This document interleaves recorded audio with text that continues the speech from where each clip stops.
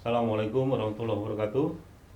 Senang sekali bertemu kembali masih dalam pembahasan politik lingkungan, dan pada kesempatan hari ini kita akan membahas lanjutan teori politik lingkungan. Setelah sebelumnya kita bahas antropocentrisme dan ekocentrisme, hari ini kita bahas dua teori lagi, yaitu biocentrisme dan ekofeminisme. Teori biocentrisme adalah teori yang berpusat pada kehidupan, karena memandang kehidupan sebagai sesuatu yang sakral. Dan teori ini berpendapat bahwa makhluk hidup yang memerlukan pertimbangan moral itu bukan hanya manusia, tetapi semua makhluk hidup. Mencakup juga tumbuh-tumbuhan, ya, termasuk ganggang, organisme, sel satu, bahkan virus dan bakteri. Ya.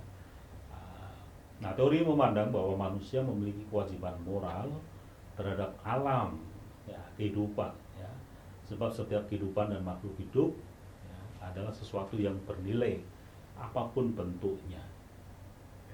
Nah, implementasi dari teori ini adalah bahwa pandangan setiap kehidupan dan makhluk hidup itu memiliki nilai dan berharga pada dirinya sendiri, yang lepas dari kepentingan manusia.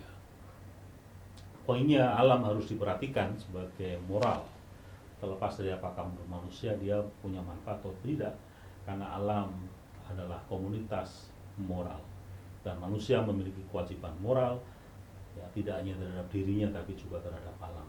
Kewajiban tersebut tidak bersumber dari kewajiban manusia terhadap sesama manusia sebagaimana dalam pandangan antropocentrisme, tetapi bersumber pada pertimbangan bahwa kehidupan adalah sesuatu yang bernilai, baik kehidupan manusia maupun kehidupan spesies yang lain.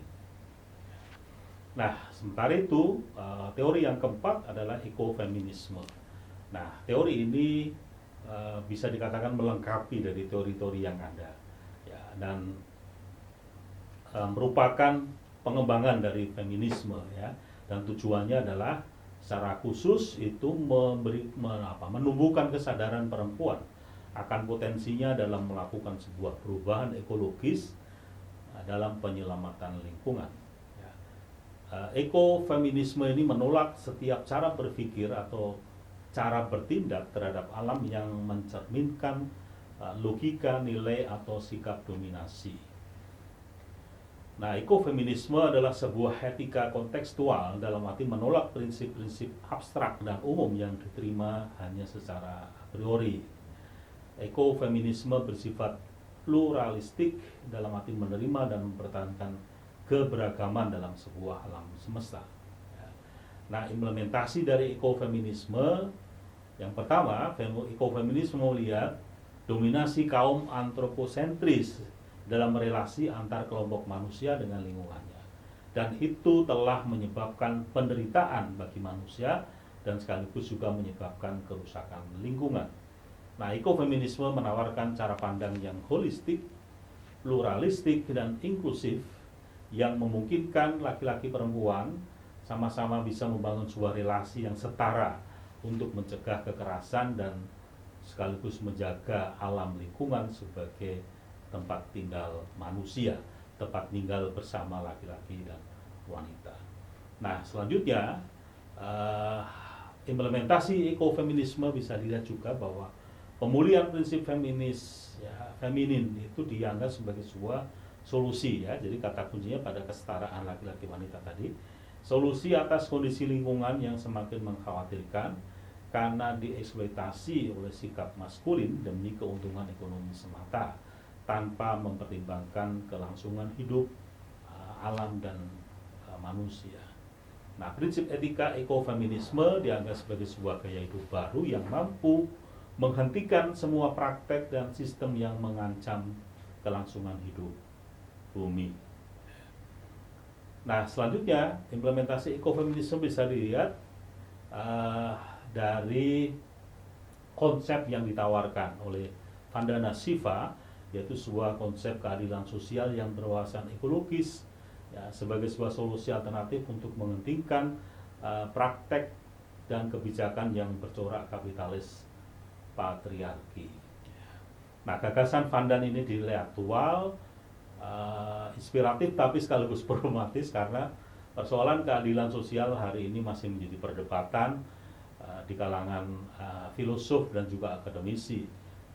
Semua penafsiran tentang keadilan sosial masih bersifat umum dan kurang menyentuh makna sesungguhnya, sehingga menjadi sulit untuk diwujudkan. Nah, kesimpulan dari materi pada hari ini adalah bahwa kehadiran teori politik lingkungan merupakan bentuk respon kritik sekaligus evaluasi terhadap kemerosotan moral lingkungan yang dimulai dari pembenaran terhadap implementasi antroposentrisme yang eksploitatif. Nah, teori antroposentrisme dikoreksi oleh biosentrisme dan kemudian dilengkapi oleh ekosentrisme dan terakhir oleh ekofeminisme.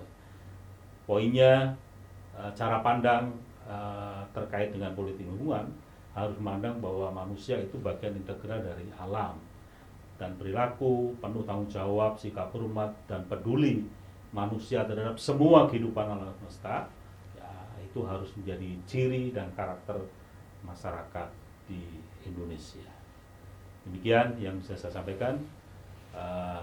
Kurang lebihnya mohon maaf. Sekali lagi tetap semangat. Insyaallah kita masih ada materi selanjutnya. Billahi taufiq wal hidayah. Assalamualaikum warahmatullahi wabarakatuh.